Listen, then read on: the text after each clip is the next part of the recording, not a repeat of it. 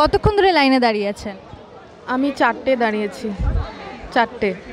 মানে এখন 5:30 বাজে, 4টে থেকে আপনি এই লাইনে দাঁড়িয়ে আছেন। আজকে কি একটাও সিনেমা দেখা হয়েছে? না, আমি 7টায় অরণ্যের দিনরাত্রি দেখতেই এসেছি, সেই হিসেবেই আমি 4টে থেকে দাঁড়িয়ে আছি, কারণ আমি জানি যে ভিড় হবেই, তাই আগে আগেই এসেছি। আচ্ছা, কতক্ষণ ধরে লাইনে দাঁড়িয়ে আছে? আমি 45 মিনিট। কোন সিনেমা দেখার জন্য দাঁড়িয়ে? ওই আমি রবীন্দ্র সদনের 6:30 যেটা হালুম।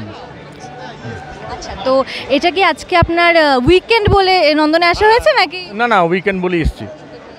আবারও কি আসা হবে? হ্যাঁ, নিশ্চয়ই আসবো, ভবিষ্যতে সময় পেলে আসবো।